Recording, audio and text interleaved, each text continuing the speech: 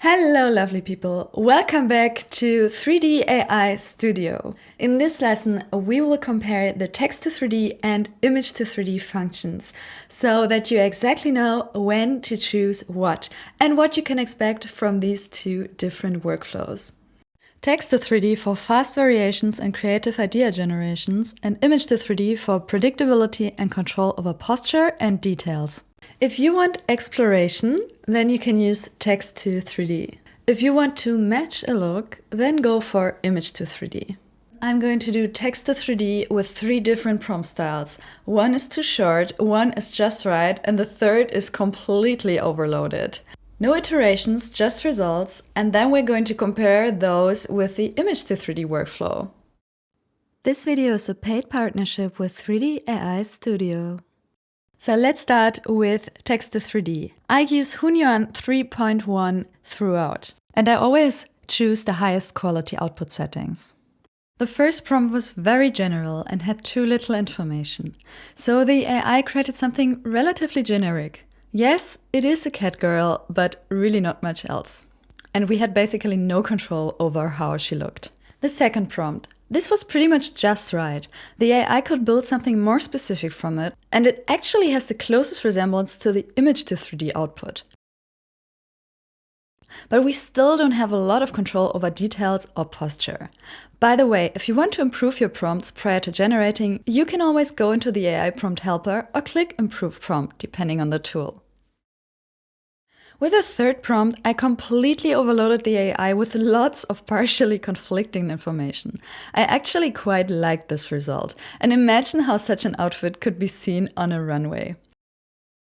But it was a complete surprise bag with no real predictability at all. Okay, text to 3D is really a hit and miss, but sometimes it hits in a way that almost creates a new fashion cult.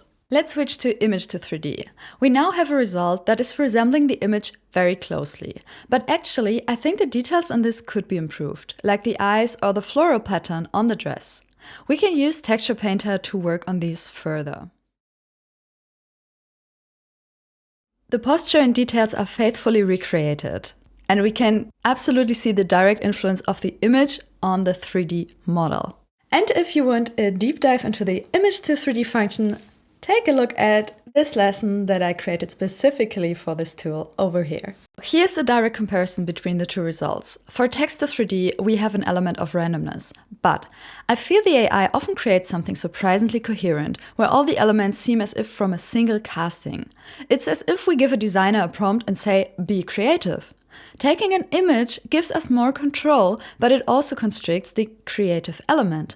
We can decide on posture and details, but often the AI brings these out less instantly right than in text to 3D.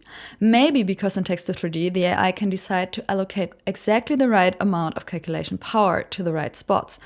Image to 3D gives us these rails, but also forces the AI to make more generation decisions, so some things are less ideal at the cost of accuracy. So choose wisely. I also used the same prompts once again with the same AI model Hunyuan 3.1. All 3 results are remarkably similar to the ones in the first round. However, some of the details differ, like the tail of the cat lady in the normal prompt. I also used a different AI model, Prism 3.0, with the same 3 prompts. You can see how much they differ, since this model was obviously trained on a different dataset.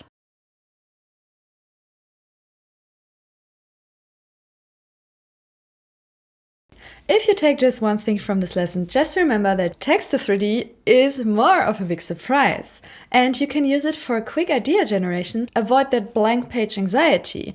In the beginning, this can really help to get you going. So text to 3D can be really useful if you want to be surprised, if you need some creative idea generation quickly.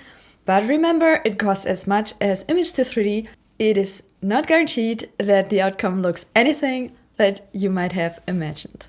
Next up is multi-image gen, where we dive deeply into the character sheet generation process and compare single image versus multi-image 3D gen approaches.